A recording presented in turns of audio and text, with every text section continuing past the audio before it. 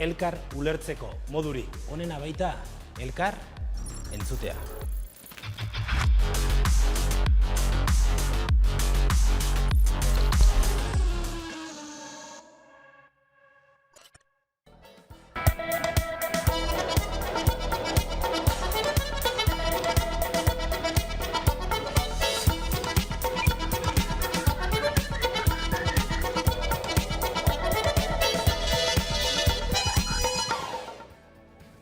Eusko Legebiltzarrak ez du lortu eta gaitxasteko adierazpen instituzionala adostea.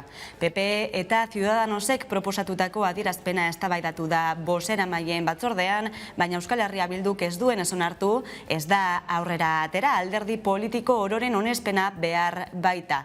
Koalizio abertzaleak salatu du PPren helburua konfrontazioa eta lubaki gehiago eraikitzea eta gaiaren erabilera alderdikoia egitea dela.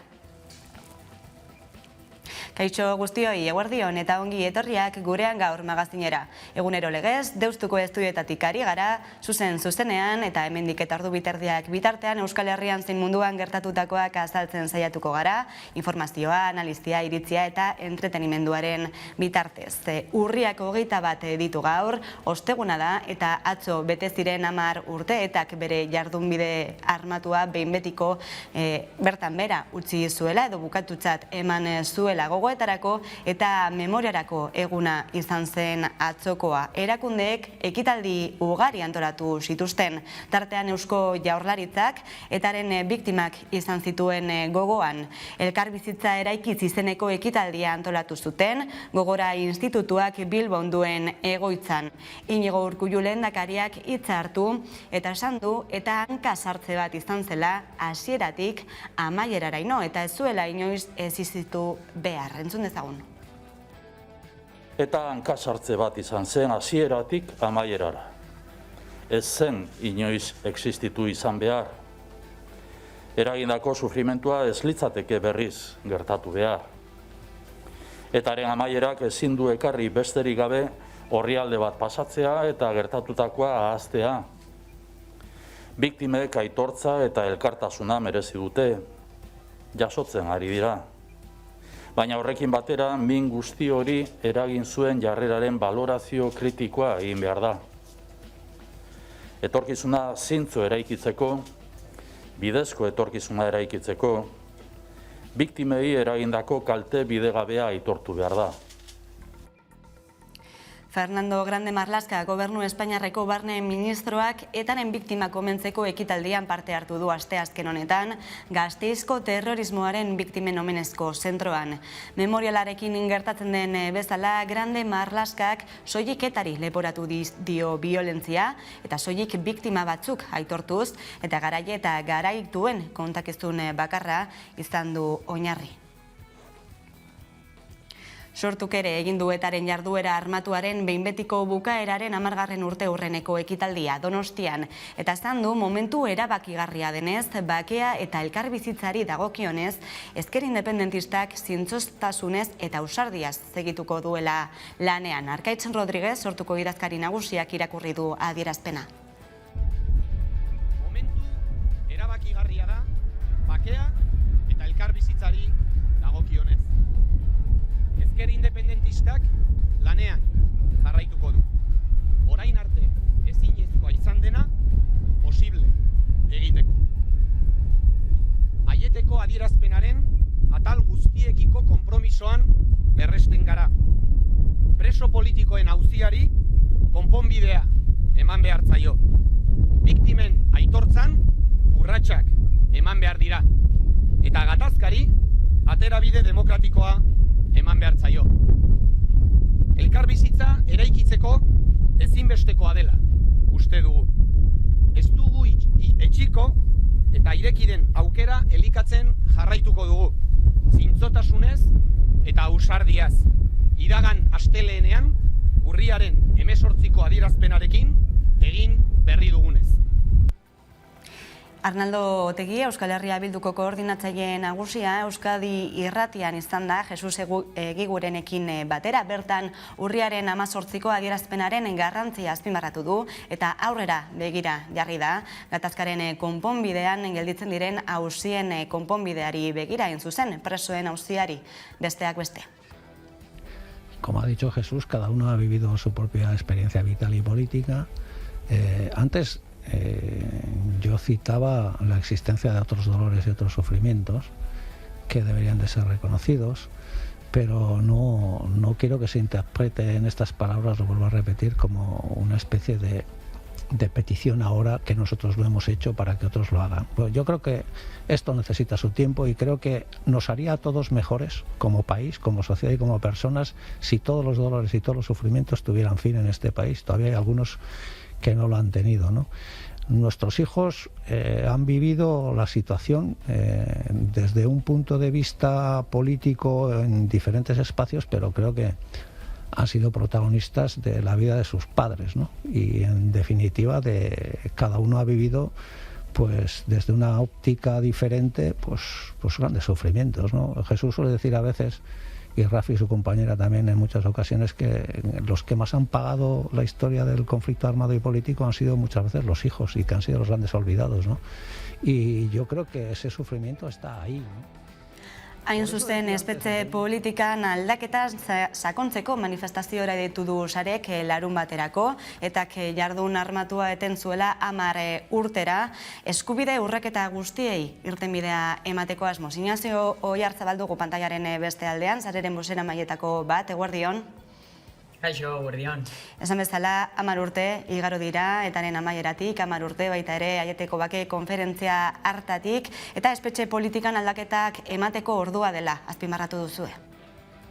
Bai, hori da, 10 urte hauetan aipatu da bide bat egin dela, aldaketa batzuk eman direla, baina oraindik badaudela korapilo batzuk eta gai batzuei eutsi behar zaiena, eta gure ustez presoek bizi duten salbuespenezko espetxe politikaren amaiera da lehentasunez hartu behar den kontu bat, lehen bailen askatu behar den korapilo bat, eta egia da azkenengo hilabeteotan espetxe politikaren aldaketa bat bizi izaten ari gerala, batez ere senideek beraien sufrimendua asko arindu dela urrunketaren alderik zaiena atzean utzi degulako, baina oraindik ertz asko eta salbuespen neurri asko indarrean daude, egunerokoan bizi dituzte presoek, eta horiekin amaitzea eskatzen dugu, eta hori da larun batean eskatu nahi duguna.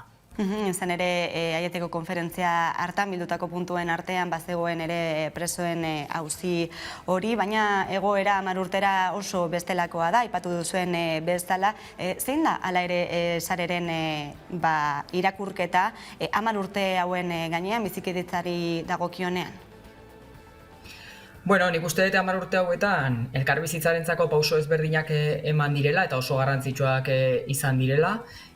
Gure ustez pauso guzti horiek eman diren aldaketa guztiak zubiak eraikitzeari eta elkarbizitzaren zubiak eraikitzeari kristone aportazioa eman diote. Oraindik pauso gehiago eman behar direla uste dugu, eta guretzako elkarbizitzarentzako pauso garrantzitsuenetakoa izango litzake dauden sufrimenduetako batekin bukatzea, eta hori da salbuespenezko espetxe politika honek eragiten duen sufrimendu guztia, ez? Eta horrekin amaitzea guretzako elkarbizitzarako ekarpen oso garrantzitsu bat izango zen, eta guk uste dugu gaina aspaldian euskal jendartearen gehiengo zabal baten desioa dela, konsensu zabal bat eraiki da azken urteotan espetxe politika horren amaieraren inguruan, bai alderdi politiko, sindikatu, alde sozial edo instituzioetan, eta bide hortatik jarraitzea espero dugu, eskuduntzak aldatu diren honetan eta Gasteizen dauden honetan ere beste espetxe politika bat egiteko aukera zabaldu dela, eta horrek ere esperantzaz eta itxaropenez begiratzea ibilbidea ematen digu, eta baina oraindikan beharrezkoa iruditzen zaigu kalean egon, jendartea aktibatu eta elkarren artean ere entzun, ulertu eta elkarrekin ekitea gai honi. Horregaitik beragatik presoen eskubideen alde eta espetxe politikan aldaketak ematea aldarrikatzeko deitu duzuen manifestaziora larun batean hain zuzen. Zeintzuk dira xehetasunak, non izango da, ezin izango da ibilbidea, sorpresarik izango da? Bai, larun batean, arratsaldeko 5 Antiguaketik aterako da manifestazioa, Antiguatik eta Bulebarrean amaituko da, eta bertan badakigu eta babes zabal bat jaso dugu, bertan egongo dira gonbidatu desberdinak, bertan egongo da sindikagintza ia osoa, talde politiko ezberdinak ere egongo dira, eta baita ere eremu ezberdinetako norbanako ezberdinak. Eta gainera, gai honek denoi eragiten digunez, eta elkarbizitza denoi denontzako ekarpena izango zenez, ere bai egia da alde edo Kataluniatik ere delegazio bat etorriko dela, eta espetxe politika honen edo salbuespenezko espetxe politika honen amaiera eskatzeko ere, delegazio hori bertan egongo dela, eta bukaeran ekitaldian Gatibu taldearekin abesti batzuk entzuteko aukera izango dugu, eta animatzea jende guztiari parte hartzea, oraindik Euskal preso gehienak Euskal Herritik, edo gehiengoa oraindik Euskal Herritik kanpo dagoelako, eta eskatzen duguna da Euskal Herrian egon daitezen lehenbailen, eta baita legeak dioen graduen ibilbide hori parez pare irekitzea presoi, eta beharrezkoa dela guztiok oraindik kalean egotea, eta gure desioa eta eskaera den hori erakustea. Gonbidapen horrekin geldituko gara, Inazio Oiarzabal, eskerrik asko gurean izateagatik. Izuei eskerrik asko. Eta gaur albiste baita ere Villarejo komisarioa, izan ere Legebiltzarrean egindako agerraldian adierazi duenez, bere kide polizialek bizpahiru militante independentista desagerrarazi zituzten, horixe bera onartu du, eta Galen apologia egin du baita ere, gerra zikina defendatu. Saiara Deurreta. Kitze Nauziari buruzko ikerketa batzordean, Jose Manuel Villarejo, Espainiako polizia komisario ohiak, Galen krimenak eta Napararena bezalako desagerpenak justifikatu ditu diputatuen kongresuan. Hubo 2 o 3 que sí se perdieron por ahí en esos mundos de Dios, que ahí ya no le puedo contestar. Yo, de luego, lamentablemente no participé, igual me hubiera gustado. Sé que es políticamente incorrecto alguna de mis contestaciones, pero yo estoy convencido de que, como ya he dicho muchas veces, con la madre y con la patria, con razón y sin ella. Horrez gain, Villarejok baiestatu du gaur-gaurkoz eskutuko agenteen brigada bat dagoela. Gainera, estatu terrorismoaren erabilera defendatu du terroristak akabatu behar zirelako, eta uste du poliziek oso ondo egin zutela. Bestalde, bart egindako deklarazioetan hainbat gai izpide izan ditu Villarejok. Tartean, komisarioak berretzi du Mariano Rajoy presidente ohia kitzen operazioaren barruan sartzen duela.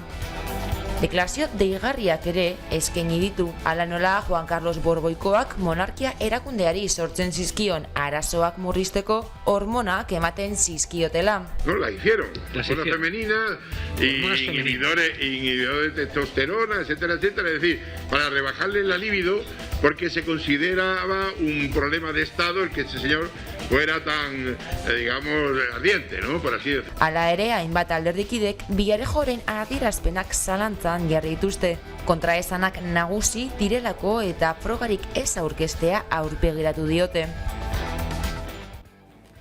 Eta koronavirusa itzuli da gaur Lerroburuetara baita ere, izan ere Basurtuko ospitalean agerraldi bat antzeman dute, asteazken honetan. Osasun sailak gogorarazi duenez, pandemian fase honetan tokian tokiko agerraldiak izatea litekeena da. Gainera, Loiolako santutegian 22 pertsona kutsatu dira, eta 4 pertsona hil dira, jesuitak 4.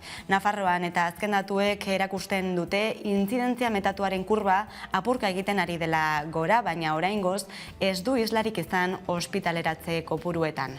Santos Indurain, Nafarroako Gobernuko Osasun Kontseilariak intentsitate txikiko testuinguru baten barruan kokatu du egoera. Bestalde, Frantziako Asamblea Nazionalak osasun pasaportea uztailaren 31 arte luzatzeko proiektua onartu du bart. Neurri polemikoa 10 botoko tarte txikiarekin atera dena aurrera. Osasun arloko pasteak zinemara edo jatetze batera joatea bezalako eguneroko bizitzako keinuak baldintzatzeaz gain, zerbitzu jakin batzuetako langileen kasuan txertoa derrigorrez izatea suposatzen du. Gainera, joan den ostiraletik herritar gehienentzat ez dira doakoak COVID testak. Eta besteak beste, koronavirus izurria argudio gisa hartuta, mugako kontrolak apirilera arte luzatuko dira. Horixe bera da, Ipare eta Hego Euskal Herriaren arteko kontrolak beste 6 hilabetez luzatuko ditu Frantziar gobernuak, hala jakinarazi dio Europar Batasunari gutun bidez. Euskal Herriko herritarren mugikortasunaren eragina duen erabakia, mehatxu terrorista eta krisi sanitarioa aitzaki hartuta justifikatu du Parisek. Eta mugikortasunari buruz ari garela, Ipar Euskal Herrian zehar abiadura handiko trena egiteko proiektua berriz ere jarri du abian Parisek. Pirinio Atlantikoetako departamentuko buruak finantziazioaren negoziaketari buruz ari da mintzatzen jadanik, eta proposatzen den trenbideak Bordeletik Akizerako bidea egingo luke, handik Baionara eta hortik Pauera. 2027 eginda izatea aurreikusten da, 2022an zehar hasiko lirateke proiektua prestatzen eta 2024an lanak. Finantzazioaren erabakia abenduaren 13rako aurreikusten da. Bestalde, Berte Recycling enpresak likidazio fasea hasi du jadanik. Zaldibarko zabortegia kudeatu zuen Berte Recycling enpresak merkataritza sozietatea likidatzeko eta desegiteko prozesua hasi du esan bezala. Likidazio fase horretan, enpresak ordaindu gabe dituen fakturei aurre egin beharko die, baina ikusteko dago egingo duen ala ez. Eusko Jaurlaritzak 28 milioi euro erreklamatzen dizkio Berte Recycling enpresari Zaldibarko zabortegia egonkortzeko eta egokitzeko lanengatik. Eta Bizkaiko Foru Aldundiak 3 milioi euro eskatu dizkio Luiziak AP8an eragindako kalteak konpontzeko lanen kostuari aurre egiteko. Eta nazioarteari begira, Brasiliari begira jarri behar gara, izan ere Jair Bolsonaro presidenteari gizartearen aurkako krimenak egotzi nahi dizkio Brasilgo Senatuko ikerketa batzorde batek zirriborro batean aurkeztu dute proposamena eta presidentea inputatzea eskatzen dute. Izan ere, COVID-19 pandemiaren aurrean hartu zituen erabakiak milaka herritarren osasunaren kontrakoak izan zirela iritzi du batzordeak. Presidenteari egozten dizkioten delituen artean dira ere, diru publikoaren erabilera okerra, prebarikazioa eta osasun publikoaren kontra jardutea. Batzordeak datorren asteartean bozkatuko du hura onartu ala ez.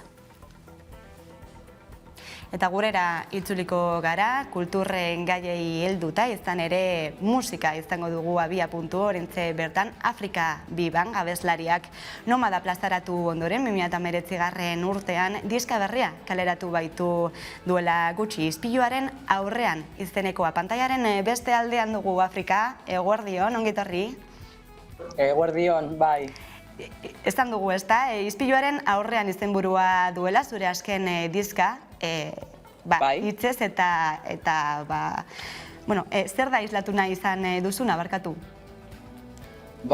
Empoderamendua emakumearen txako, orokorrian, ez? Eta kanta konkretu bakoitzean mezu bateko.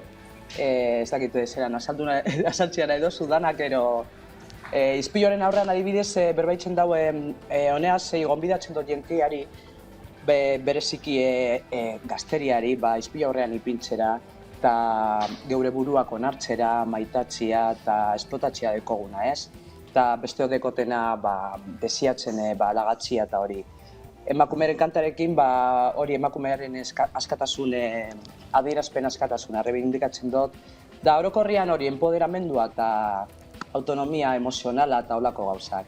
Mezuz beteriko diska izango dela eta hori bera islatzen dela azken finean tituluan ere, izenburuan ere, ala ere.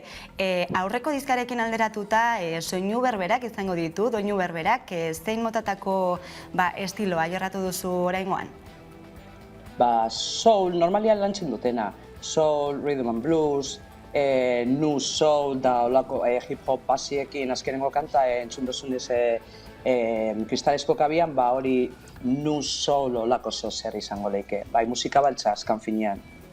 Musika beltza, lasaia, dantza egiteko, lasai egoteko, eta baita ere, hausnartzeko, ezta? Ezan dugun bezala, 4 kantuz osatutako dizka honek, mezu bakoitza baitu abesti bakoitzean. Emakume kanta aipatu duzu lehenagoxe, azaldu dezakezu pizkatxo baten nola sortu zen, nola izan zen prozesua, sortze prozesu hori kanta egiteko?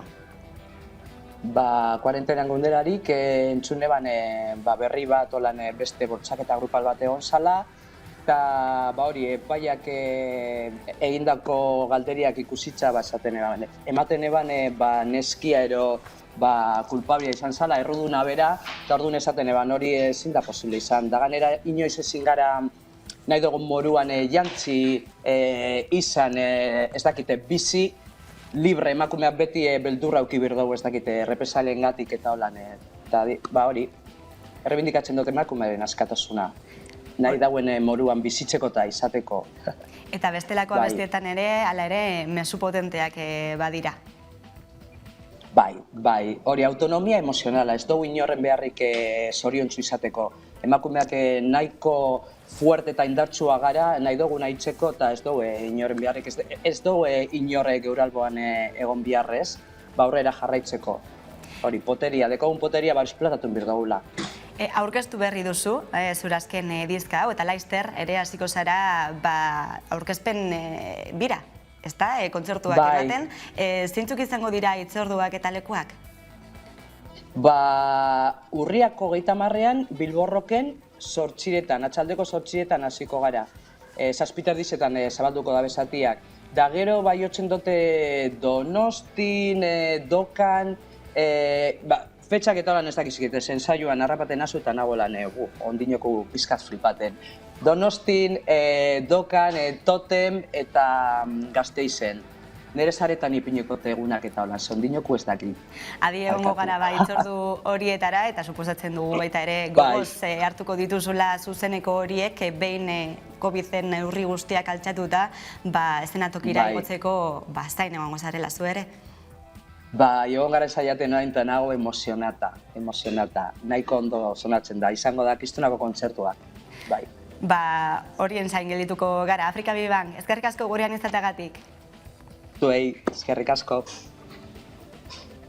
Eta gogoratu, ostegunero legez hitzordua duzuela hemen, 11 telebistan, arratsaldeko 8 eta 4 eta gaueko 10 baita ere, musika zuzenean saioarekin, gaurkoak ea zer ote dakarren jakiteko pantailaren beste aldean dugu. Koldo Otamendi aurkezlea, eguerdion.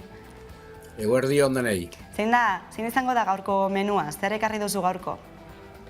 Gaurko menua zehazki bi eduki izango ditugu. Alde batetik erreportaje nagusian Giante taldea ezagutuko dugu, irudietan ikusten ari zareten Gasteizko taldea, eta hitz bitan atalean Mikel Uraken gonbidatu dugu Bilboko musikaria.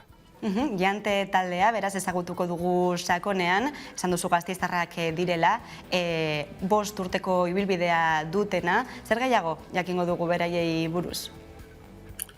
Gasteizko Salburua parkean egin genuen hitzordua taldearekin, arrats bero batean, eta bertan azaldu ziguten argitaratu berri duten diskoaren berri. 11 izena jarri diote, bere musika bidean bigarren diskoa da, eta bertan taldeak konfinamendu egoera honetan sorturiko 11 kantu bildu dituzte bertan. Musikalki giro oldarkorra jorratzen dituzte, roka da, baina post-hardcorearen inguruan kokatzen da taldean, hau da, ertzetara doazen giroak dira, gitarra oso distorsionatuak, zikinak erabiltzen dituzte, bajo eta bateria kontundentea, eta disko honetan badago garapen bat ahotsetan, leheno abeslari bakarra zaukaten eta azpia ahotsak egiten zituen beste lagun bat, eta kasu honetan esan daiteke taldeak 2 abeslari dituela disko honetako kantuetan. Eta aurrera begira ere, irrikitan egongo dira zuzenekoak emateko, ez da dizka berriak kaleratu berri, eta kaleak eta estenatokietara igotzeko prestere badaude. Nik esango nuke musika talde guztiak diskoak egiten dituztela gero azkenean zuzenean joal izateko, ez? Gero ere badira musika estilo batzuk zuzeneko emanaldien alde egiten dutenak, eta batez ere Giante bezalako taldeak ibiltzen diren estena dela areto txikietako estena, gaztetxeak, gune okupatuak eta hori, horre somatu daiteke publikoa eta taldeen arteko beste konexio bat, ez? Eta taldea esan bezala irrikitan da zuzenean aritzeko. Tolosan izan ziren lehengo astean Bomberenea etxean, eta 2006 Gasteizen, eta beraz taldea ja martxan du kontzertu bira, eta aurrera begira baituzte Bilbon eta beste hainbat lekutan emanaldiak, beraz norbaitek ikusi nahi badu, taldearen saretan sartu, eta informazio guztia hor egoten da. Beraz, sakonean ezagutuko dugu Giante taldea, gaurko musika zuzenean zaioan, eskerrik asko Koldo Otamendi aurrerapen txiki hau egiteagatik, hurrengo arte. Ondo izan. Eta gogoratu baita ere garaiz zaudetela oraindik Euskal Herria FIFA 21 bideo-joko txapelketan izena emateko urriaren 31 arte duzue txanda izena emateko Game Irauntziaren webgunean bertan egin dezakezue xehetazun gehiago jarraian, tarte bat eta jarraian itzuliko gara Garbine Biurrun EAeko Auzitegi Nagusiko presidentea elkarrizketatzeko. Orain arte. Euskal Herria txapela FIFA 21 txapelketa antolatu dute aurten ere Game Irauntzia eta EH Kirola erakundeek etxe honen 11 telebistaren laguntzarekin. FIFA 21 bideo-jokoan euskal taldeen arteko txapelketa izango da. PlayStation 4 plataforman jokatuko dena azaroaren 4 hasita eta abenduaren 3 bitartean. Orduan izango baita final handia euskararen nazioarteko egunean 11 telebistak zuzenean eskainia. Horretan parte hartzeko izen emateko epea zabaldu dute erakundeek dagoeneko. Gamerauntzi elkartearen webgunean egin daiteke. Hain zuzen, gamerauntzi.eus web atarian erregistratu eta dagozkion pausuak eman beharko dira txapelketan izen eman eta nahi den euskal taldearen izenean jokatzeko. Urriaren 31 arte egongo da izena emateko aukera. 5 euskal kluben gizonezko taldeak izango dira leian, Alavés, Athletic, Eibar, Osasuna eta Reala. Behin erregistratuta 5 talde horietako baten alde lehiatzea aukeratu beharko dute jokalariek eta txapelketaren lehen fasean talde berdina aukeratu dutenen arteko lehia izango da. Hala, euskal talde bakoitzak ordezkari bakarra izango du txapelketaren bigarren fasean, ligaskan. Hartan lehenengo 4 sailkatuek finalerdiak jokatuko dituzte abenduaren 3 eta final handirako txartela lortzeko lehian izango dira.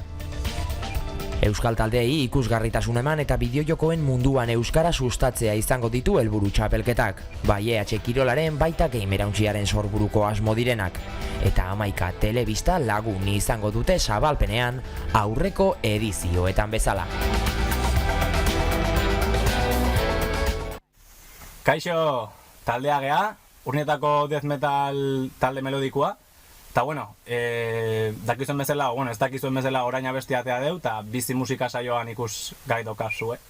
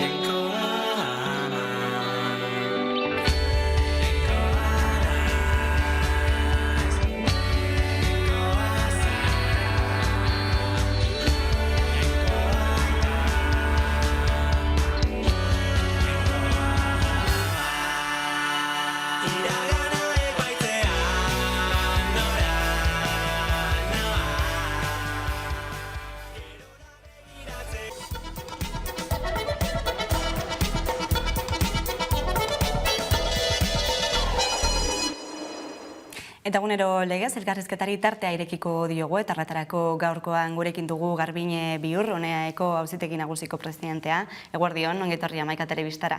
Eskerrik asko, baina zuzenduen gizut, ez naizaeko Auzitegi Nagusiko presidentea, baizik eta Auzitegi Nagusiko lan arloko salako presidentea. Izan nintzen, baino tarte batean, 11 hilabetez edo, presidente berria izendatu arte. Zuzenduta beraz, hori izan da, 10 urte, igaro dira aste honetan, etak behin-behineko jarduera armatua utzi zuenetik.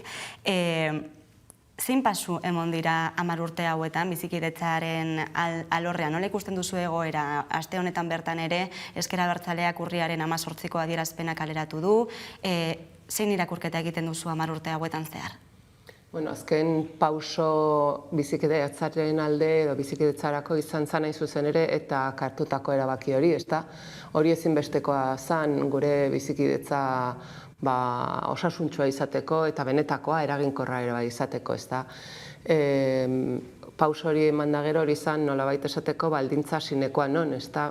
Baldintza hori gabe ez zeon ezer egiterik, edo gauza gutxi egin zitekeen, eta 10 urte hauetan, nik uste denetik gertatu dela, ezta? Egoera politikoa ere oso nahasia izan da, batez ere estatuan, hemen egonkorragoa, hemen esan nahi dut erkidego autonomoan, Nafarroan ere bai egon dira orgora berak, baino, eta nik uste bizikidetzaren alde egin direla gauza asko isilean ere bai, nik uste dut hor badaudela, uste dut ez badakit badaudela taldeak herri lana egiten ari direnak, horren alde, eta nik uste dut hori importantea dela, eta bestela, nik uste dut hor bagen euskan beste gatazka eta indarkeriaren ondorio batzuk, adibidez presoak, horre bai neurri batzuk hartzen ari dira, motel dijoa dena dijoa oso motel, ezta?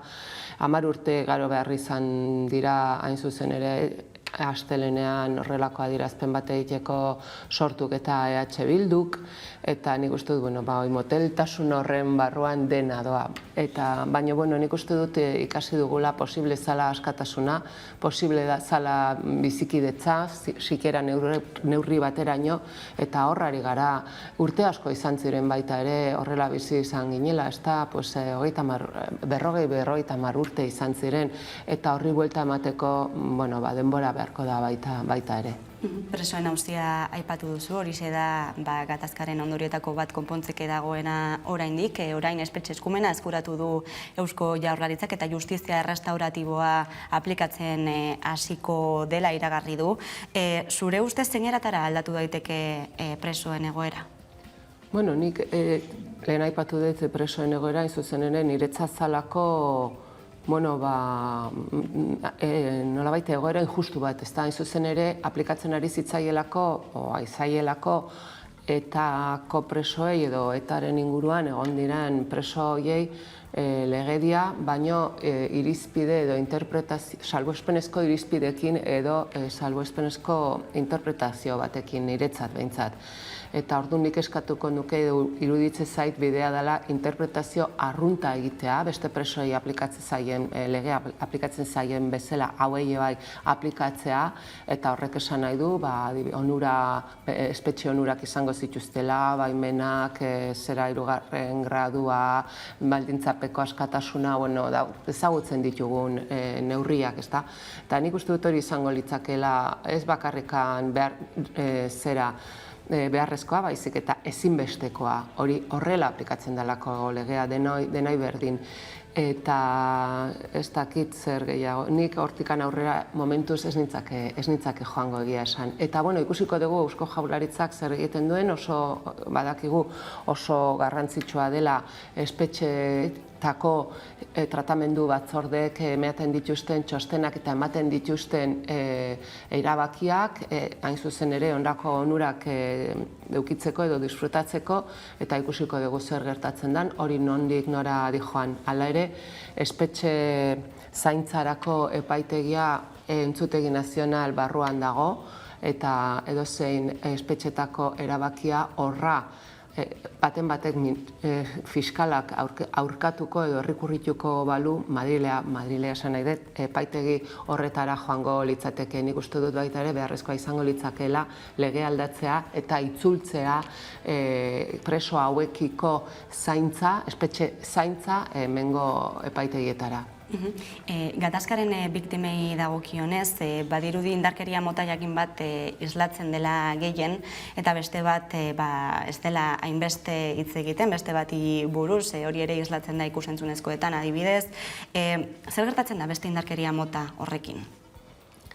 Bueno, nik uste dut hitz egiten dela horretaz, ez da, gertatzen dena da, ez dela ikertu behar den bezala, eta horrelako ikerketarik egon ez den neurrian, ez dagoela erantzun judizial zehatajuzkorik, ez da.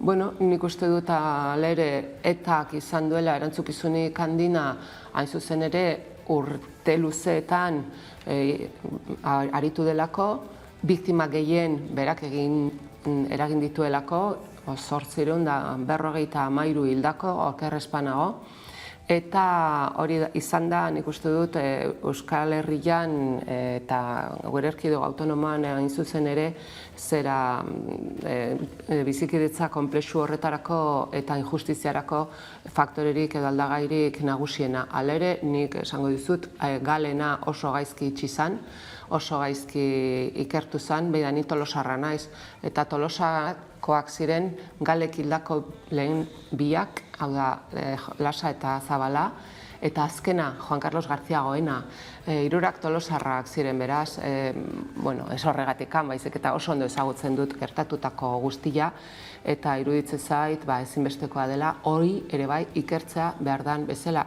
eta jakitea gertatu zen guztia. Eta are gehiago, estatutikan sortzen den indarkeria, legala esan nahi, indarkeria legala espada, hori da, hain zuzen ere, gertat daitekeen gauzik okerrena eta deslegitimatzaileena estatuarentzat ere. Ikerketaz gain, Espainiar estatuak aldu beste erantzukizunik gali dagokionean? Bueno, hori jakin beharko litzateke, baina ikerketa erraztu egin behar du, eta kasu honetan ez da ikerketa hori erraztu inolaz ere, alde batetikan ez deulako inorrekolako adierazpen garbirik egin, eta bestetik oraindikan sekretupean daudelako dokumentu asko, ez da, eta hori ere aldagai garrantzitsua da, nik uste dut legea, sekretu ofizialen legea aldatu beharko litzakeela, Eusko Jaurlaritzak, Eusko Alderdi Jeltzaleak behin baino gehiagotan adibidez eskatu du Kongresuan lege hori aldatzea, jaso du babesaren bat, baino ez babes osoa, hori ez da tramitatu eta hori ez da aprobatu oraindikan, eta beraz giltzapez daude hainbat sekretu, eta horiek seguru, horiek desklasifikatzerakoan asko zer gehiago jakingo gendukela. Beraz, leheno esan dudanean ez dela ikertu, izan dain zuzen ere, estatuak berak oztopatu egin duelako ikerketa hori noski. Sekretu ofizialen legearen erreformaren zirriborra aurkeztu zuen hilabete batzuk Espainiar gobernuak, baina bertan ere zeuden ñabardura batzuk, adibidez gal bera reforma horretatik kanpo ustea, eta hori zen besteak beste Fernando Grande Marlaskaren eskakizun bat. Bai, nik uste dut horra, babes berezia ematen ari zaiola estatua gali, eman zion nire iritziz, estatuak berak sortu zuen, edo estatuaren inguruan sortu zan gal. Ez dakit norri izango zen azken erantzule, baina argi dago, etzala nahiko goran egon behar zula. Esan dugu, ez da ministroren bat zigortuta, kondenatuta, eta beraz nik uste dut hor badagoela oso gaizki usaintzen duen, kiratsa ematen botatzen duen afera, ez da? Eta behar bada horregatikan izango da estaltzen eta estaltzen ari direla, bai nik uste dut ez dagala inolako salbuespenik egin behar eta gal ikertu behar dela, ikertu eta jakinin behar dela galen inguruan gertatutako guztia. Ikusiko dugu, ez dakit, iritsiko den eguna. Momentuz impunitatea nagusi, atzo bertan ikusi genuen Villarejo parlamentuan gal goraipatzen, edota gerra zikinaren alde egiten impunitate osoz, eta ez dakit zeo zer gertatuko zaion adierazpen horiengatik. Bueno, nik ez ditut entzun adierazpen horiek eta ez dakit noraino iritsi da, no zein izan dan beren haien edukia, baina, bueno, azkenean, esan nahi dut, adierazpen askatasuna ere defendatzen dut nik baita ere Villarejorentzat naiz eta esaten nari naizen bezala ez dakidan zer esan zuen. Bueno, askotan hemen adibidez goraipatzea frankismoa edo goraipatzea estatu terrorismoa iruditzen zaigu oso gaizki dagoela, baina beste goraipamen batzuk ez ditugu horren gaizki ikusten, ezta? Nik ez dakit merezi duen Villarejoren hitzak ikertzea eta behar bada epaitzea eta zigortzea ez dakit merezi duen momentu honetan, baina nahiago nuke Villarejok zerbait benetan baldin badaki esatea. Trukatu egingo nuke, esan goraipatu nahi dezuna, baina esan zazu benetan dakizuna eta azpian dagoena. Historian atzerago joan da frankismoa dugu eta frankismoarekin lotuta berri bat izan dugu baita ere azken egunotan. Rodolfo Martin Villa auzipetu baitu Maria Servini epaile argentinarrak. Horixe bera egiten saiatu zen baita ere 2014an Interpolen bidez, baina amnistia legea zela eta estatuak atzera, Espainiar estatuak atzera bota egin zuen lege hori ere da beste oztopoetako bat memoria eta egiaren bila. Bai, horrela da, 77ko amnistiaren legea izan da orain arte oztopo Espainian frankismoren delituak, krimenak, horren krimen larriak ikertzeko, ezta, judizialki ikertzeko. Eta ez dut uste hori inolako oztopo horik denik, kanpoan, nazioartean ikertu ahal izateko. Zergatik, justizia unibertsalaz ari gara, horregatik Maria Servinik dauka eskuduntza hau ikertzeko justizia unibertsala erabiltzen edo ari delako. Justizia unibertsalaren, ez da olako legerik, baina justizia unibertsalaren barruan amnistiarik ez da onartzen. Horrako delituentzat, gizateriaren aurkako delituak, genozidio eta horrelako delituentzat ez da amnistiarik onartzen, ezin da ezer amnistiatu. Eta adibidez, Espainian epaitu eta zigortu egintzan Argentinako Adolfo Estilingo militarra, ez dakiz ze gradu zeukan, nola zan, Vuelos de la Muerte edo gaztelaniaz esan zan, ura zigortu egintzan amnistia, legea bazegoen zer Argentinan, bazeuden baita ere puntu final amaitzeko legeak eta hemen entzutegi nazionalak eta gero auzitegi gorenak esan zuten ez zutela balio lege horiek justizia unibertsalaren barruan, beraz?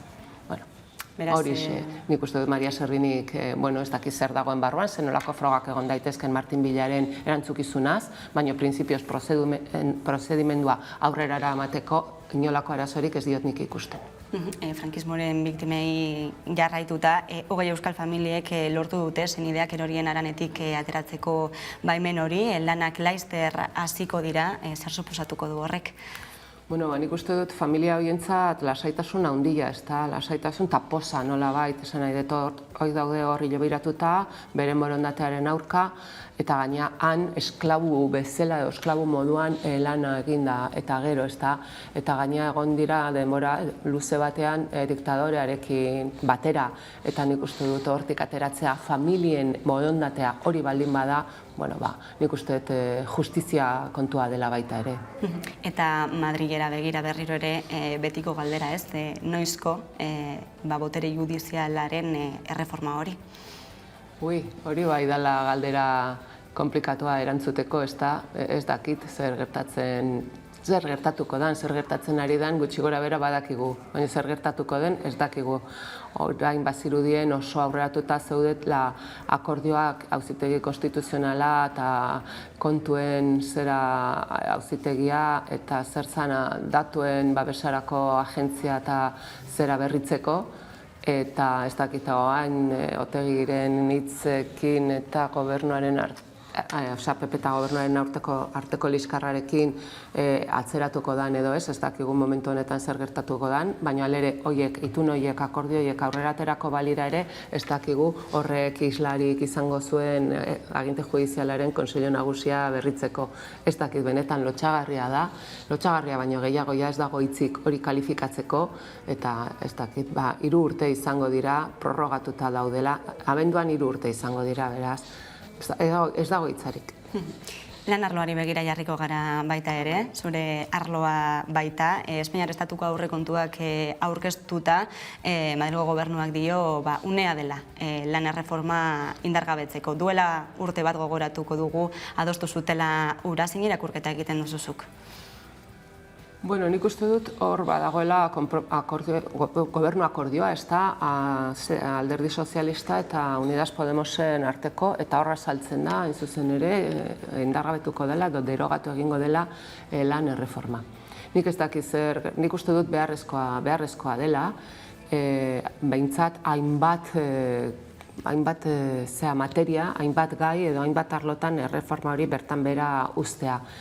Nik osorik derogatuko nuke, hori izango litzateke lako koherentena, baina ikusiko dugu zer gertatzen den. Ez dakit dena derogatuko den, gaur adibidez entzun dut, erreforma horretan, 2012ko erreforma horretan, kaleratze ezbidezkoen, kaleratze injustuen kalte ordaina jetxe egin zen, lehenozan zerbitzu urte bakoitzeko 45 urte, eta hortik aurrera zerbitzu urte bakoitzeko 33 urteko, 33 eguneko kalte ordaina, ez da, jetxintzan nabarmen, eta gaur goizean entzun dut hori adibidez ez dela bertan bera utziko, beraz jarraituko dugu gola indemnizazio bajugo honekin.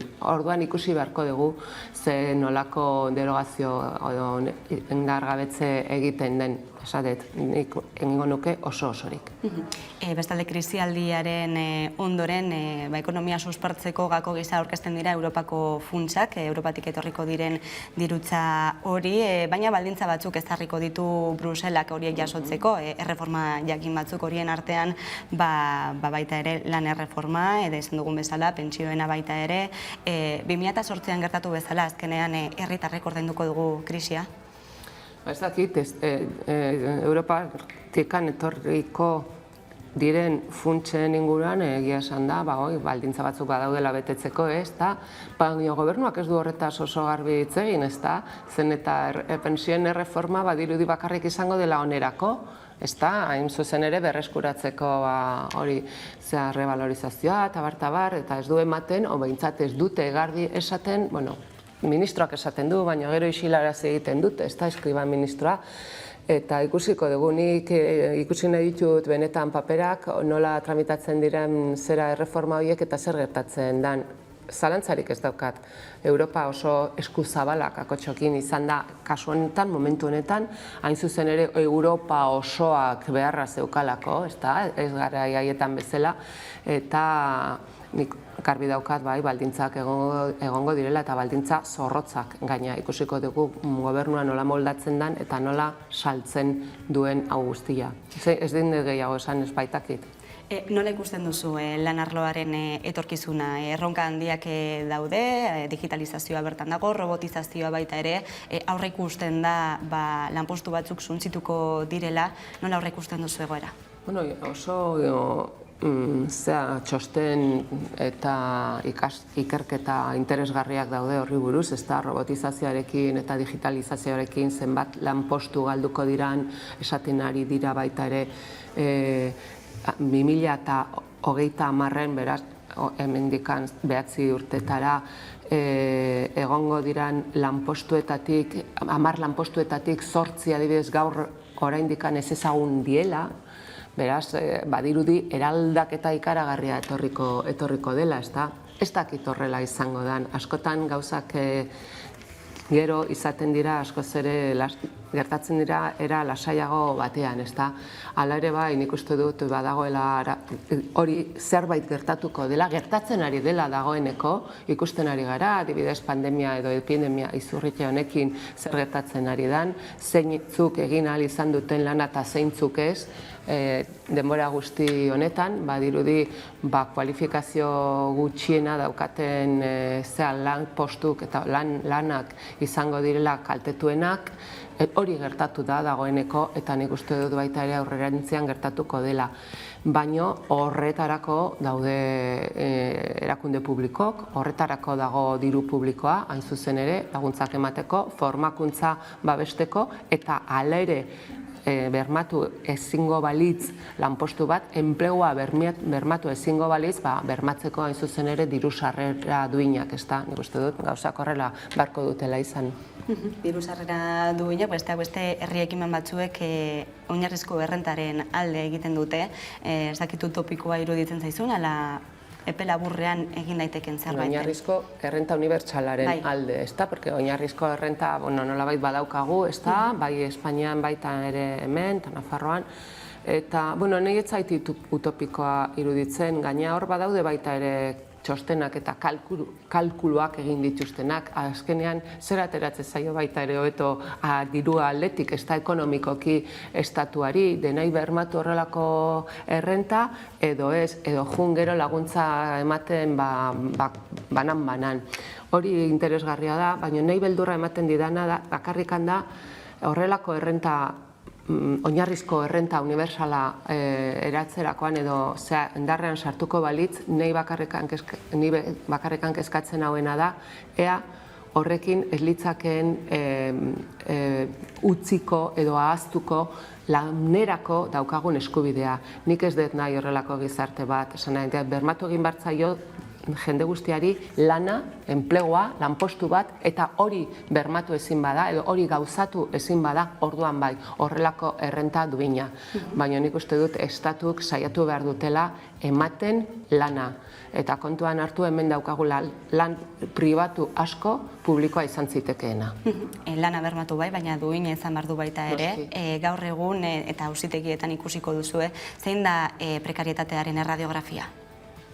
Nik uste dut aldi baterako lana. Nik uste dut hemen Espainian batez ere aldi baterako lanaren ehunekoa oso altua da, beste inguruko herrialdekin alderatuta, eta hori da hain zuzen ere momentu honetan prekarietatea dakarrena, prekarietatearik handiena dakarrena, eta baita ere prekaritate horri lotuta noski ez egonkortasuna, eta zure bizitza proiektua aurrera atera ahal izateko oztoporik nagusiena. Lan handia, lan alorrean, baina gaiz aldatuko dugu baita ere erronka handia baitu gizarteak indarkeria matxistarekin egunetik egunera eta asterik astera ditugu berri lazgarriak, emakumeak eraileak dira, baina baita ere irainduak eta barrez maila guztietako indarkeria jasatzen dugu emakumeek gizonezkoen aldetik. Nola ikusten duzu egoera mekanismoak falta dira honi aurre egiteko, zer da gertatzen ari dena, nola egin aurre honi? Bai, oso zaila da. Nik uste dut inorrek ez dakila zer gertatzen ari dan, ez momentu honetan baizik eta orokorrean ez da. Eta zer egin daitekeen orain egiten ari ez dena. Kontuan hartu behar dugu, Europa osoan, hartzen dut Europa eredu gisa, Europa osoan gauza oso antzekoa gertatzen ari dela, eta oraindik gehiago, adibidez, ipar herrialdetan, Suedian, Finlandian eta indarkeria matxistaren datuak dira asko ze larriagoak, larriagoak behintzat hemen baino. Gezurra dirudi, baino horrela da, Frantzian ere horrela da, eta gaina herrialde askotan, herrialde horietan adibidez, datu bilketa askoz ere pobreagoa da hemengoa baino. Nik ez daki badaki zer gertatzen ari dan, esan ez daki dela, bai, esan ez zehazki, baina badakigu oraindikan gizarte matxista baten bizi garela, badakigu oraindikan heziketa berdintasunean beharrezkoa dela, eta ez garela iristen azken muturreraino, heziketa igualitario edo berdintsu honetan, Eta nik uste dut hori dela gehien falta da, badakit hori luzerako izango dela, baina ez diot besterik ikusten. Egia da, gero gauzak delituak, horrelako delitu larriak gertatzen direnean, legea aplikatu behar da zorrotz, beste delituekin gertatzen den bezala, mezu politikoak eta gizarteek ematen dituen mezuak oso garbiak eta inolako zalantzarik gabekoak behar dute izan, eta hortik aurrera benetan ez dakiz zer egin eta asko kezkatzen hau pentsatzea hain aurreratuta kakotxokin dauden herrialdetan gauza bera edo okerragoa esan dudan moduan gertatzea. Garbine Biurrunea Auzitegi Nagusiko lan arloko salaren presidentea, eskerrik asko Hamaika Telebistara gerturatzeagatik. Eskerrik asko zuei, gonbidapenagatik, eta ondo izan, ondo segi. Eta jarraian tarte bat, eta itzuliko gara solasaldiarekin gaurkoan Iratxe Fresneda eta Ibon Meñikarekin orain artea. Kaixo, Eneritz Furiak naiz, eta kantu honen izena sinkropredazioa da. Sinkropredazioa emadan diskoko kantuetako bat da, eta izen aldrebes horrek esan nahi duena, eta kantuak berak adierazi nahi duena da nolabait, batzutan batu egin behar garela, egoera batzuei aurre egiteko. Eta erabiltzen du kantuak arrainen irudia, hori adierazteko, eta nolabait izango litzateke esatea bezala arrai bakarti batek jai daukala marrazoaren aurrean, baina arrai txiki askok elkarrekin batuta eta elkarrekin arituta badutela aukera ari aurre egiteko. Eta horixe da kantuaren zera, hortaz ea gustuko duzuen eta gozatu bizi musika saioarekin.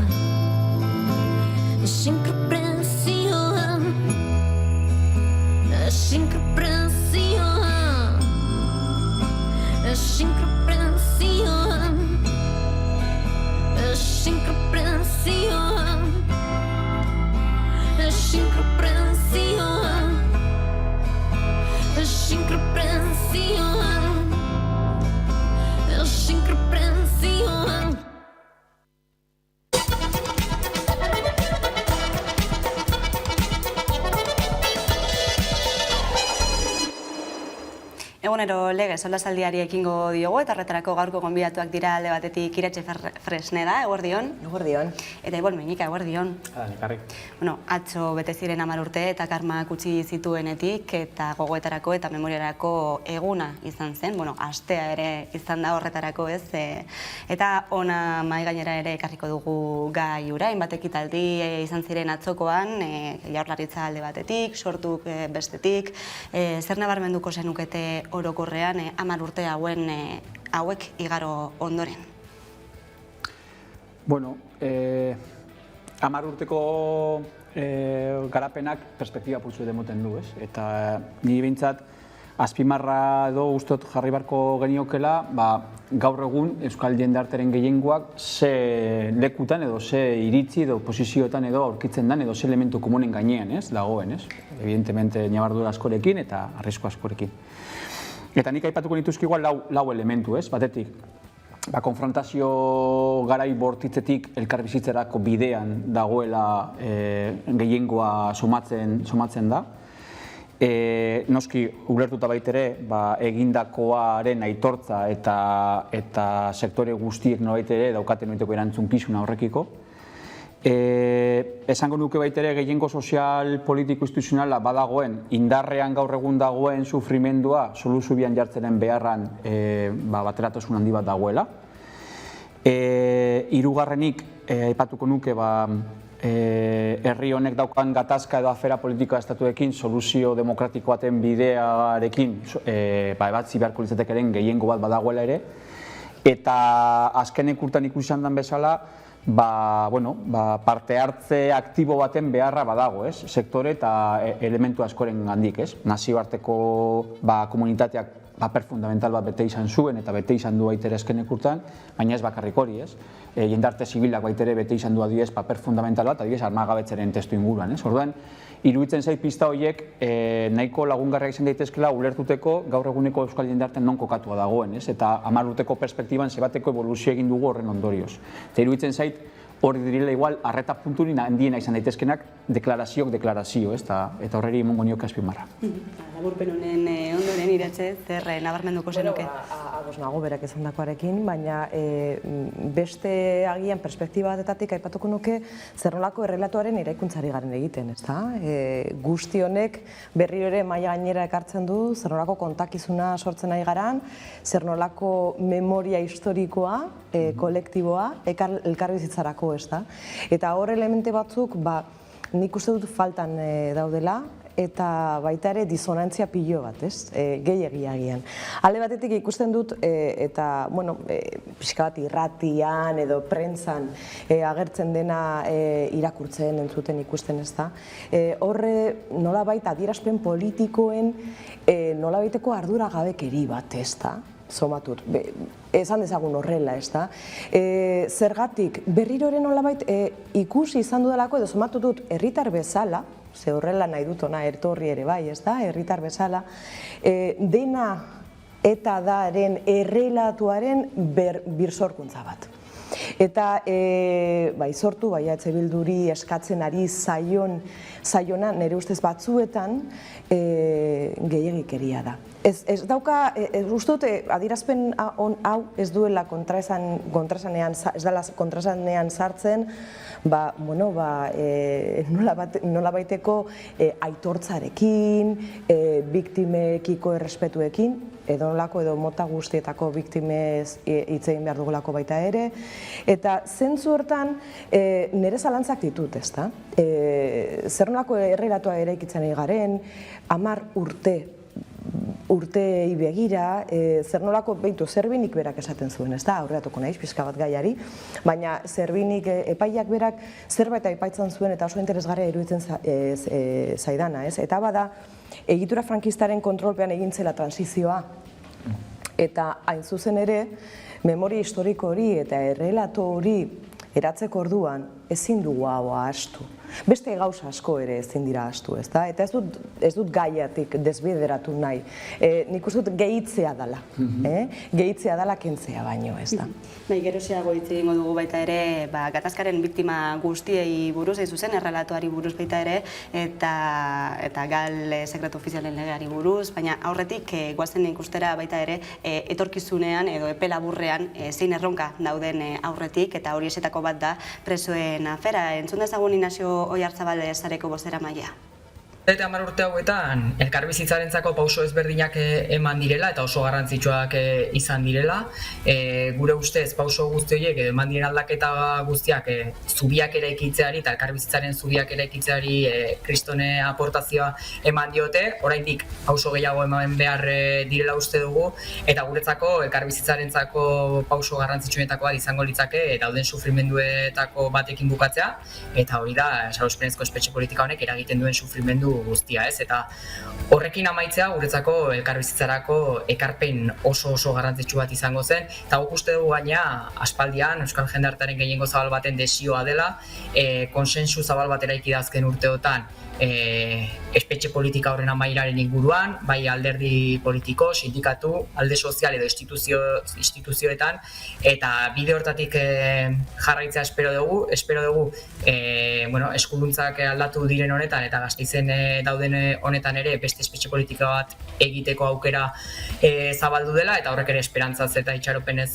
begiratzea ibilbidea ematen digu, eta baina oraindikan beharrezkoa iruditzen zaigu kalean egon, jendartea aktibatu eta elkarren artean ere entzun, ulertu eta elkarrekin ekitea gai honi. Horixe Inazio Oiartzabal sareko bozeramailearen hitzak, larun batean sarek antolatu duen Donostiako manifestazio horri deialdia eginez eta mahai gainean jarriz ezta presoen afera eta bai pausuak eman direla, baina oraindik ere espetxe politika aldatzeko bidea dagoela. Itxaropentsu zaudete horren inguruan? Nik uste dut eta lehen iratxe bota duen hildotik, garrantzitsua da baita ere, errelato horren eta zelako diskurso egiten direnen gainean, justo gai honekiko baita ere, ze puntutan baita ere gauden, igual, aztertzea, ez? Askotan, badirudi, etaren bukararen bitartez sufrimendu guztiak eta bukatu izan zirelaren oiteko, sentsazio hori orokortzen da, baina indarrean dagoen sufrimendu bat egon badago gaur egun, eta horrek erantzuten dio gatazka bati, eta hori soluzionatu gabe dago, eta urgentzia hori konsensu sozial handi batzuen gainean ere ikia dago, beraz baldintzak egon barko liratezke ez. Esperantzan baino nik uste dut apuntatu beharko genukela erantzunkizunean eta batez ere bultzadan, konfidantza izan, ez. Jendartean nik uste dut gauza asko baitere lortzeko gaitasun eukin dugu, ez. Lehen aipatu eta gabetzena eta uste dut nahiko kontundentia dela baitere, ez? Erakunde armatu baten armagabetzea euskal jendartea edo jendarte zibilaren baiteko ez, babespean egiteak nor pentsatuko luke orain dela urte batzuk hori egiterik izan zitekenik Euskal Herrian, ez? Beraz, nor pentsatu dezaken baitere, gaur egun oraindik orain indarrean dagoen errealitate honeri, zelako soluzio bide bat emon dakion, danon arteko kontsentsu eta bultzada hori emonez gero. Eta uste dut, sarek horreri apuntatu nahi dio eta iruditzen zait dela elementurik importantetarikoa. Baina, ezinezkoa daukagu ez dara ahaztea, hemen bestelako erantzunkizun batzuk daudela, ez? Eta sufrimendu horiek lehuntzeko baitere, ardura politikoz jokatzeko beharra badagoela. Marko legalak albietzen dagoelako, baina batez ere, konponbide klabetan aurrera pausak emoteko, aktibo politikoak izan behar direlako, ez? Eta horretan nik somatzen dut, lehen aipatu duenean hildotik, batzuek erantzunkizunak hartu beharrean, bereienak lehuntzeko joera edo tendentzia dutela, ez? Eta prekupantea da, Euskal Ordezkariak diren heinean adibidez, ez? lotura zuzen dugu hori baita ere lehen esan duenarekin errelatoaren konstrukzio horrekin eta nola esan, zigorraren diskurtso horrekin biktima guztiei buruzari gara, gatazkak azken finean utzitako biktima guztiei buruz eta baita ere honen arira hitz egin behar dugu estatuko biktimei buruz. Atzo bertan Villarejo parlamentuan entzun genuen galen apologia bera egiten, impunitate osoz, eta noski honi ere heltzeko garaia bada, hortxe dago sekretu ofizialen legea, impunitatea, isiltasuna, eta noiz arte ez. Horixe da behin eta berriro egiten garen galdera. Ez dakit, ematen du bukle batean sartuta gaudela gai honen inguruan hitz egiten dugunean. Erantzukizunak ikusten da gatazka batean biontzako direla, ez? Bata eta bestearentzako, ez da? Baina hemen badirudi soilik batzuentzako daudela erantzunkizunak, eskatzen direla baieztapenak, eskatzen dela barkamenaren eskaera hori, ez da? Baina beste aldetik, ikusi genuen, denok ikusi genuen telebistan, eta sare sozialetan eta leku guztietan, nola Villarejok lasai asko esaten zuen, por amor y por la patria, dana egingo zuela, eta zer esan zuen, lamento terriblemente no haber podido participar. Nola esan dezake pertsona batek hori impunitate osoz, ezta? Eta gero zelan eskatu daiteke bestelako erantzunkizuna, beste estamentu politikoei edo beste gizarte mugimenduei eta bar, ezta? Niretzat larria da asuntoa. Kanpotik etorri daiteke erantzuna edo korapilo honen askapena, eta egia zen kanpotik etorri dira orain arte. Ez gure estatu espainoleko fronteren barrutik, baizik eta kanpotik etorri da. Zerbini orain ari da baita ere hau pixka bat nolabait aizestatzen, ez da? Hemen errelatoaren konstrukzio horretan asko ikasi behar dugu, eta nik uste dut Euskal Herriko alderdi politiko guztiek, nolabait adostu beharko luketela honen inguruko jarrera bat, ez da? Gerora estatu mailako beste alderdiekin batera, ez da? Hau ezin da toleratu, ez da? Ez bakarrik eta da hori zerrenda luzatzen doa, pasan astean Rafael Bera entzun gendun, termino berdinetan, defentsaren ikuspegitik, Martin Villak esan duaz beti, ez? Bereinak erailketa ziren gureak beste gauza bat. Atzo bertan Ramon Jauregik aipatu zuen inongo erantzunkizunik hartu beharko ez lukela ez gobernu estatuak, ez alderdiak. Gogoratu beharko genuke justo gal indarran zegoenean bera gobernu ordezkaria zala Euskal Autonomia Erkidegoan, eta erantzunkizunik sentitzeak eta 20. mendeko begiradatik eta testuinguru honen ondoren horrelako adierazpenak ikusteak, adierazten dozkuna da, batez ere, gerraren logikan instalatua dauden posizio politiko batzuek oraindik bizirik dirautela gure herrian. Gure herriaren gehiengoak ziurrenik bestelako posizio batzuetan bateratasun kontsentsuak edo baldintza hobeago batzuetan koka badaiteken ere, ez? Eta horre maila baten aditzea ematen diguna da, bultzada orduen zen horabitan jarri beharko genuke eta ze ekarpen ere ikitzela bideratu beharko genuke, danok, bakotza bere erantzunkizunitik, bere aitortzatik, bere memoria ikuspegitik, zori ere eraikitzeko eskubide dago, eta danok ez daukagu bakotza gure memoria eraikitzeko eskubide bera, eta hori baitere erreprimitua da, eta hori baitere salatu behar da, eta aldi berean ere, batez ere, bakezken atoki bat, elkarbizitzaren testu inguru bat, edo konponbide klabetarako aurrera pausu batzuk emoteko, ezinbestean horrelako jarrera beligerante horiek gutxienez desaktibatu eta alden neurrian baitere ez, neutralizatzeko baitere indar posizio bat garatu beharko genuke ez. Eta zoritzarez gure herrian, errealitatea da, oraindik orain, bakea apustu moduan ez dutela alderdi guztiek edo indar posizio guztiek bere gain hartzen. Eta hori oso prekupantea da, ze herri bat daukagu erdian, ez? Eta horri entzun behar zaio. Ironikoki galdetzen zuen baita ere Arnaldo Otegik Euskadi Irratian, noizbait ikusiko ote dugun Espainiar estatuak bere gain hartzen galen erantzunkizun hori, entzun dezagun. ¿Se imagina que alguien haría una declaración del 18 de octubre diciendo que nunca jamás nadie debió ser torturado en este país. No lo digo como reproche, repito, lo digo como aportación.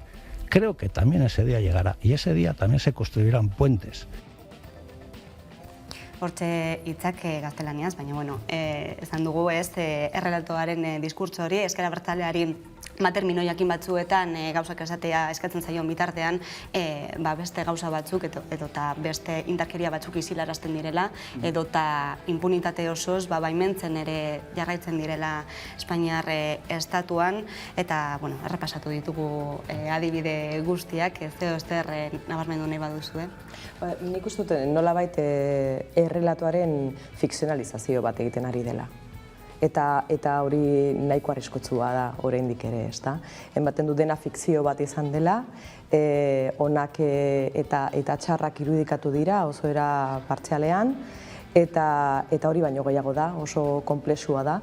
Eta iruditzen zait, belaunaldi berriek jasotzen ari direna, ez daukala zerikusi handirik gertatutako errealitate konplexu eta anitzarekin, ezta? Sarritan aipatuko bagenu diktadura bat egon dela gurean, orain dela gitxira arte, batzuk zer da diktadura bat, ezta? Zer da frankismoa, ezta? Beraz, bueno, nik uste dute importantea dela ariketa hori egitea, herri bezala, eta politikariek hor ardura handia dakate, ezta? Eta nire ustez fikziotik pixka bat aldendu beharko dugu, telesaietik eta pelikuletatik pixka bat, eta testuetara, errealitatera, bizipenetara joan ere bai, ezta? Baina, zuzen atzo inkesta batzuk egin zituzten telebista publikoan eta belaunaldi berrietara galdetuz, ezta? Eta beraiek esaten zuten etaren jardunaltik ez tekitela gehiagi, horixe bera ikusentzunezkoetatik jaso dutela gehien bate. Eta 10 urte igaro dira azkenetik, ez da denbora gehiagi gertatu, ez da denbora gehiagi igaro, beraz hortxe ere bada lan handia egiteko. Eta non egon da arazoa, ez? Horixe transmisio hori eteteko, edota hezkuntzaren arloan, edota tabua izan denako baita ere urte askotan zehar gaia, isilpean egon dena, pizkanaka hori iraultzen joango da, nola ikusten duzu egoera? Ni guztiz bat nator, ez? Eta errealitatea simplifikatzeko, simpliste egia irudikatzeko aitere joerak egon daitezkelako. Eta konplexutasuna baitere ez, horrelako fenomeno ezberdinak emoten direnean, gatazkaren izaera hain errotua eta belaunaldi emon izan danean, eta moten danean, modu baten bestean, simplikeri horiek baitera putxu betez alboratu beharko genituzke, kontekstuari edo testingure baitera reparatu, orduko begiradakin baitere saiatzea baitere ez, aztertzen, eta batez ere, bataia politikorako elementu moduan kokatu beharrean baino, gehiago ez, perspektiba historiko batetatik abiatu eta aurrera begirakoaren logikan jartzeko saiakera bat egitea ez. Eta gaur egun, oraindik orain, argi dagoena da, memoriaren eta relatuaren burruka hori, batzuek batez ere erdigunean jartzen dute, batez ere bataia politikoaren logikan eta menperakuntzaren ikuspegitik ez. Eta horrek ez du laguntzen, zarata horrek ez du laguntzen, belaunaldi berrientzako ez dare, nolabait ere informazioa ezagutzarako tarte izatea, eta ni bueltatzen naiz berdinera, ez? Eske, ni uste baitere garrantzitsua dela, norberak bere memoria propia eraiki eta eskaintzeko eskubidea izatea. Gero, belaunaldi berriek eduki dezaten informazio guztia, norberak bere ariketa propio egin dezan. Eta gaur da eguna oraindik orain hori erreprimitua dela. Eta ez dago hitz egiten soilik azkenik urtakoa, dago hitz egiten lehen bota dozun aritik 80 urtera guz eskema horregaz. Eta hori oso prekupantea da, ze, karo, jendarte demokratiko bazan sortuko da bere iraganari buruz modu aske baten hitz egiteko eskubidea ez badu. Ez dago modurik. Eta hori da gure gaur eguneko zioa. Eta nik uste dut erantzunkizunez jokatu beharko genukela horrekiko, eta ausardiaz. hortxe hausnarketa nahiko nahi egin duguna gai honi buruz eta horrela jarraituko dugu, beste gai bati helduko diogu, hain zuzen ere indarkeria matxista, datu kezkagarriak daudelako, egunetik egunera, ez da txostenetara joan behar, realitate hori alase dela jakiteko, ez da, baina hala ere datuek kezka sortzen dute. 3 nerabetatik batek bikotekidearen edo bikote ohiaren indarkeria jasan zuen Euskal Autonomia Erkidegoa 2019 urtean. Hitz egiten ari gara 14 eta 17 bitarteko nerabei buruz. Geroz eta goiztiagoarra dirudi indarkeria matxistaren zantzu horiek.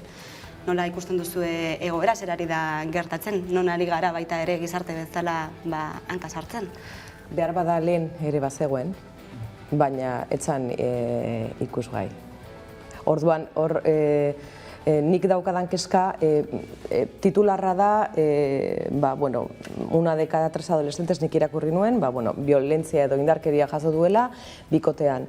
Baina ez hitz egin beharko genuke baita ere familiaren edo zenitartekoen barruan gertatzen den violentzia eta jasotzen den violentzia hori, ezta.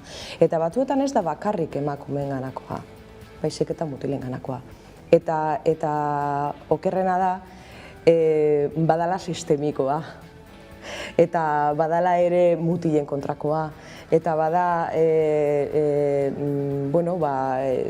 maskulinitate toxiko baten erakusketa, heziketa, eta hemen barruan bai daukagula gizarte moduan erronka handi bat, eta beti uste dut alde batean eusten dugun gaia dela. Esan behar dut, sarritan indarkeriaren edo indarkeria matxistaren definizio egiterakoan oso marra difusoa dagoela, eta hori da eta hori zer da, dena batzuetan ia dena da. Maila batean, bestean, baina indarkeria da berez. Ez da indarkeria gehiago, indarkeria gutxiago, indarkeria bada, ez da. Asuntua da, zelan jakin identifikatzen, zelan jakin ekiditzen, eta komplikatua da oso, baina sistemak berak politikoki, instituzioak berak politikoki, agendan bakarrik sartzen dute martxoaren 8an, azaroan, edo norbait hil egiten denean, edo bortxatua era basatian gainera, edo publikoki iaia bortxatua denean. Bestela, egunerokotasun horretan ez gara sartzen. Eta ez dakit, ez dut uste marratik pasatzen naizela, esaten baldin badut, feminizioaren gertu gaudela, edo gaudela, ez? Orduan, badala ordua horri heltzeko seriotasunez, eta ez kanpaina politiko moduan, edo komunikazio publikoaren ontasunaren hildotik, ez da. Kontzientziazioa aipatu duzu, gai honi buruz, jakiten detektatzen zantzu horiek, adibidez izan daiteke ez, txostenaren isla hori, geroz eta emakume gehiago kontziente direla, detektatzen jakiten gehiago dakitela, azken finean bizirauteko ezinbestekoa baita, baina monetaren beste aldean ere badago beste datu kezkagarri bat, eta hori da FAT fundazioaren txosten batek islatzen duena, 15 eta 29 urte bitarteko 5 mutiletik batek ukatzen duela indarkeria matxista dagoenik, ez? Eta hori ere bada, monetaren beste aldea, batzuetan fokoa jartzen dela emakumeengan, baina mutilengan ere jarri behar dela foko hau. Eta hor lan handia dagoela egiteko, ez? Eta ni, bat nator, ez? Eta argi dagoena da, egiturazko indarkeria bazegoela, badagoela, eta adinez ez duela ulertzen. Adinez, sektorez, baina hori justo konkretuki nerabe sare bat hitz egiten, adinez ere ez duela ulertzen. Eta lehen aipatu den moduan Iratzek, egon bazegoen, baina ikusezina izan ziteken, eta horrelako txostenek fokoa jartzen dute baitere, arreta jartzen dute, eta jendarteari baitere kontzientzia aztinaldi bat sortarazten dutzu. Nik uste hori baitere beharrezkoa diren elementuak dira, ez. Egia da, evoluzio horretan badaudela argilun ugari, ez. Batzuek kontzientzia sozial eta pertsonal ideologiko gehiago izateak ekartzen duena da, areagotze bat dagoela horrekiko, ez? Adibidez emakumeen aipatu duzun datu bezala, baina oraindik daukagu infrentzioaren beste aldea, ez? Maskulinitate tradizionalen rolen berproduzioak, indarrean dauden elementua dira eta tronkala diren elementua dira. Nik bi mutil txiki ditut. Eta gure etxean erronka moduan plantatu behar dio gure gurari nola abordatu hau. Porque, claro, berriro ere berproduzitzeko eroaleak bihur gaitezke familia nukleo gisa, inkonstienteki, sarituz berrez. Baina zaila da, azken finean matxismoa gizartearen leku guztietan dago eta arpin guztietan, transbertzala da, eta beraz, zu saiatu zaitezke, baina beste leku batetik etor daiteke, horri aurre egitea bada erronka. Eta gero, konkretuki gero, txostenak berak apurtzu eta apuntatzen duena bada badaudela, noitere, adinen edo gizarteren segmento tarte batzuek, dituzten ezaugarrien gaitik, arreta eta baliabide propiok eskatzen duena, nerabezaroan oraindik orain heldutasun bilakera batean kokatu daitezke pertsonak direlako, sare sozialek edo baliabide teknologikoen daukin eragina, hezkuntza eredua bera, aisialdia, gauza asko erabaiteko eragin zuzenean daude, eta horrek bai agatean eskatzen duena da, ezaugarri hori begirako noiteko politika edo interbentzio edo laguntza edo eragite propioak baitere egitea, eta maila batean ikustaraztea beharrezkoa da, benetan horreri erantzun alizeteko. Erronka sozial moduan badaukogu, eta egia da lehenengo eta behin dagoena da zentroan jartzeren bitartez. Ez bakarrik alarma sozial bat pizten denean, baizik eta strukturalki erantzun gure badutzegu, strukturalki abordatu behar dugun gaia da. Hemen utziko dugu gaurko solasaldia Iratzi Fresneda eta Ibon Meinika. Eskerrik asko plazer bat gurean izateagatik. Eta jarraian eguneko albiste nagusia Carolina Suarez lankidaren eskutik ondo izan. Bai, irratia. Naiz irratia. Irratiak iraganetik baino etorkizunetik baitu gehiago, herri honek bezala. Horregatik gu etorkizuneko irrati bat prestatzen hasi